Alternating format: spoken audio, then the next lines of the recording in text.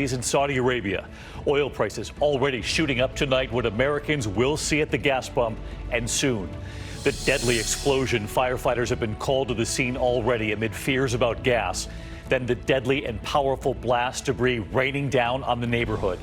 The massive strike tonight at General Motors, nearly 50,000 workers walking off the job. This evening, we're with the workers, what they're now demanding, and GM and the rare move, what they made public. The new firestorm tonight surrounding Supreme Court Justice Brett Kavanaugh. A new report, another incident of alleged sexual misconduct while at Yale. Tonight, ABC News reaching the woman at the center of this new story and what she now says. Tonight, the hurricane right off the East Coast gaining strength, approaching Bermuda now.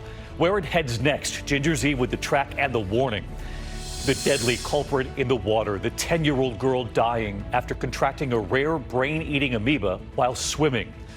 Rod Stewart tonight revealing his very personal battle. And the tributes tonight for Rock and Roll Hall of Famer Ric Ocasek, the founder of the Cars, and what his family is now revealing about his final hours.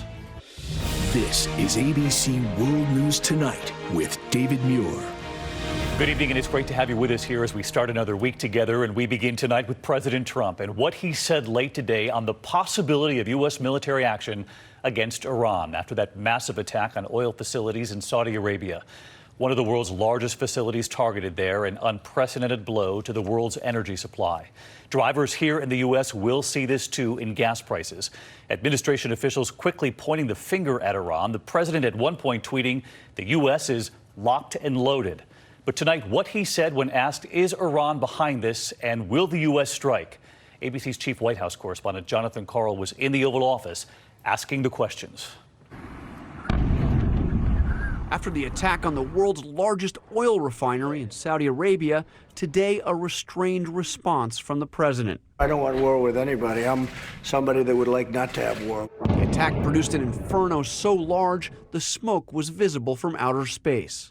A senior administration official tells ABC News the attack involved nearly a dozen cruise missiles and at least 20 armed drones launched from Iranian soil. Within hours, Secretary of State Mike Pompeo pointed the finger directly at Iran, tweeting, Iran has now launched an unprecedented attack on the world's energy supply. Today, the president was less definitive. Have you seen evidence, proof that Iran was behind the attack? Well, it's looking that way. As soon as we find out definitively, we'll let you know. Immediately following the attacks, President Trump tweeted the United States was, quote, locked and loaded, depending on verification. But today, he said this. That was an attack on Saudi Arabia, and that wasn't an attack on us. But we would certainly help them. They've been a great ally. Do you still think it's the responsibility of the Saudis to defend themselves? Oh, or should the United States States it is be? certainly the responsibility of them to do a big deal of their defense. The fact is that the Saudis are going to have a lot of involvement in this if we decide to do something. They'll be very much involved, and that includes payment, and they understand that fully. The Iranian-backed Houthi rebels in Yemen have claimed responsibility, releasing a propaganda video of drones flying over the Saudi refinery. Iran, for its part, insists it had nothing to do with it. What's your message to Iran right now? I think I'll have a stronger message, or maybe no message at all, when we get the final results of what we're looking at. But right now, it's too soon to say. There's plenty of time. You know, there's no rush. John Karl with us live at the White House tonight. And John, the president had tweeted the U.S. is locked and loaded, but today it did seem there was a much more cautious tone with you. Certainly, David. He talked quite a bit about the strength of the U.S. military and the U.S.'s ability to have a military response. But this did not sound like a president eager to get involved in another conflict in the Middle East. All right, John Karl leading us off on a Monday. John, thank you. The price of oil has already soared across the globe. How soon will drivers see it right here in the U.S. in gas prices at the pump? Let's get right to ABC's chief business correspondent, Rebecca Jarvis, with us live tonight as well. Rebecca? Well, David, oil prices spiked immediately on that news, up 15% today, the biggest one-day surge in more than a decade. And for consumers, that means higher prices at the pump, anywhere between 10 and 25 cents higher in the coming weeks. In particular, higher prices in California, which relies more heavily on imports from Saudi Arabia. The big question going forward is how quickly Saudi Arabia can bring production back online and whether this conflict escalates. The United States is still the world's largest energy producer, but this is a global market, David, and what happens in the Middle East impacts prices and consumers here. David? And we'll be watching. Rebecca, thank you. In the meantime, we turn to weather news this Monday night and to the deadly explosion. Firefighters had just been called amid fears of gas, and when they got to the scene, the explosion. Smoke from the blast obscuring the sun. Look at this, debris falling from the sky. This is in Farmington, Maine. That debris covering the ground like snow, and one of the firefighters who had just arrived on the scene because of those early calls was then killed. Multiple injuries tonight, and ABC's Gio Benitez is on the scene for us. Tonight, the scene is apocalyptic. Debris and ash falling from the sky after that devastating building explosion in central Maine. The blast completely leveling this special needs center, damaging nearby homes and coating the surrounding area in dust. The impact blew our walls off and everything's ruined, but it is what it is. Just thankful to be alive. A maintenance worker from the building reporting a gas odor just after 8 a.m., leading employees to evacuate. The explosion erupting as Farmington firefighters were on the scene investigating. The blast injuring 6 and killing 1 firefighter. Colleagues paid tribute to their fallen comrade as the body was removed from the site. Tonight, as authorities sift through the rubble, employees are calling that maintenance worker who reported the odor a hero. If he hadn't been putting tables away in the basement at that time, we'd all have been in that building when that happened. Just incredible pictures from that scene. Gio Benitez live at the scene of the explosion in Maine tonight. And Gio, we're learning more about that fallen firefighter and his brother, also a firefighter on the scene there.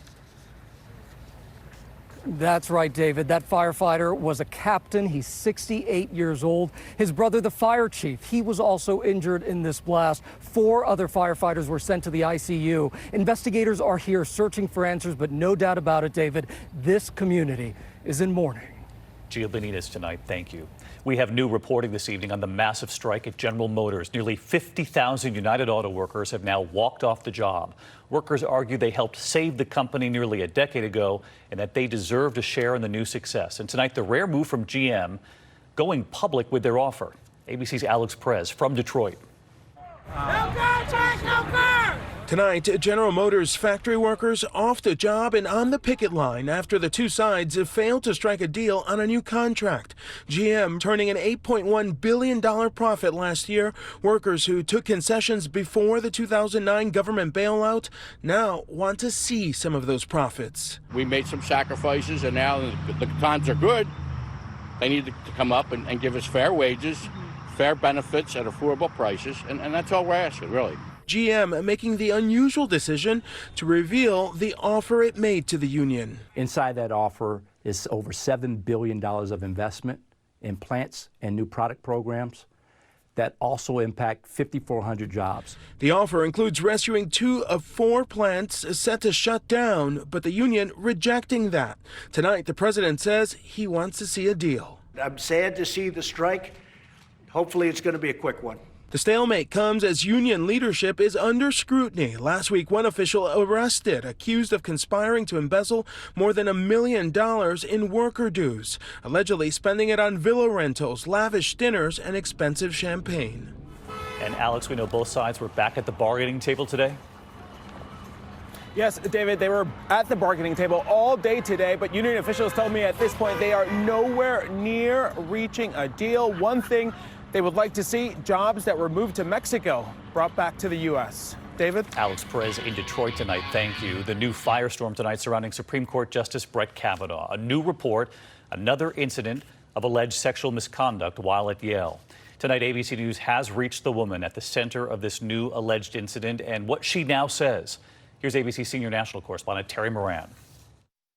The new allegation against Brett Kavanaugh reigniting the bitter partisan fight over his fitness for the nation's highest court and prompting calls for his impeachment. The New York Times now reporting that Max Stier, Kavanaugh's former Yale classmate, told senators and the FBI last year that he saw Mr. Kavanaugh with his pants down at a drunken dorm party where friends pushed his genitals onto a female student. His claim never investigated by the FBI. The shocking story strikingly similar to an allegation made by another Yale classmate, Deborah Ramirez, at the height of Kavanaugh's confirmation battle. Ramirez alleged Kavanaugh exposed himself to her at a different party when they were both drunk. And when she shoved him away, she says she was touched without her consent. Kavanaugh flatly denying that and all allegations of sexual misconduct. None of the witnesses in the room support that. If that had happened, that would have been the talk of campus. Kavanaugh is not commenting on this latest charge, but his defenders call it a political smear. And they point out that the Times article, adapted from a new book out this week, originally omitted a key fact which editors later added. The book says that the female student Stier described, quote, refused to discuss the incident, and, quote, several of her friends said she does not recall it. They've just announced there's a correction. But to do that about a Supreme Court justice is a terrible thing. Tonight, ABC News has learned that Senator Chris Coons, Democrat of Delaware, who serves on the Judiciary Committee, heard from Stier, and he sent this letter to the FBI urging investigators to follow up on October 2nd. Kavanaugh was confirmed to the court 4 days later.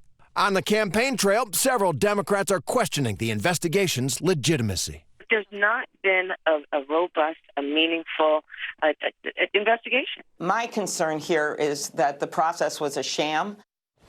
Terry Moran live at the court tonight. And Terry, ABC News, I know, has reached the woman at the center of this new allegation. The Times reporting that her friends say she doesn't remember the incident. She's refused to discuss it with them. But she did have something to say to our team when reached. She did, David. She said she's not doing interviews. But when we asked her, are there other sources that we could speak to about her story? She told us simply, all I can say is ask Brett. David? Terry Moran, live at the Supreme Court. Thank you. Next to the weather threats on both sides of the country tonight, dry, gusty winds fueling wildfires in the west, red flag warnings from California to Utah, the Horseshoe Fire near Riverside, California, forcing evacuations, and another fire popping up along the I-5 in Escondido. While off the East Coast tonight, we're watching Hurricane Umberto, now a full-on hurricane, triggering rip currents right along the coast. Let's get to Chief Meteorologist Ginger Zee tonight. She's in California tracking both stories for us. Ginger?